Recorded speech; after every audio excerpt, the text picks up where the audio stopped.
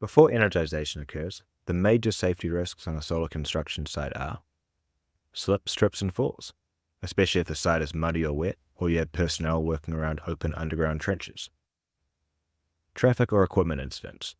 Since there are skid steers, trucks, buggies, forklifts, and other heavy equipment all operating and sometimes in fairly tight spaces, there's a high risk of collision or injury here. You need to ensure that your ground crews are making eye contact with any equipment operators, speeds are maintained, and all personnel are properly trained and licensed. The possibility of lacerations from posts, racking, modules, or even some electrical equipment is very high as well, and many companies enforce the need for cut sleeves when working on modules or racking crews on top of the standard PPE.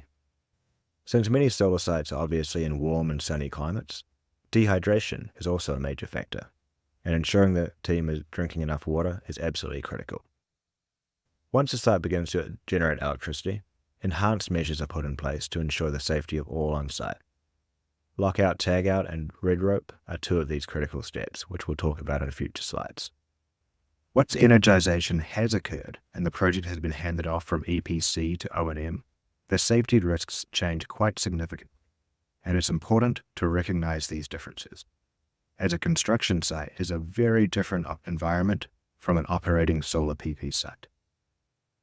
The main dangers include electrical hazards, which remain a persistent threat, wildlife encounters, and the risks of slips, trips, and falls. Another major risk is complacency. Because O&M technicians work at the site daily, it's easy to become overly comfortable and forget the inherent dangers of an operating solar PV site.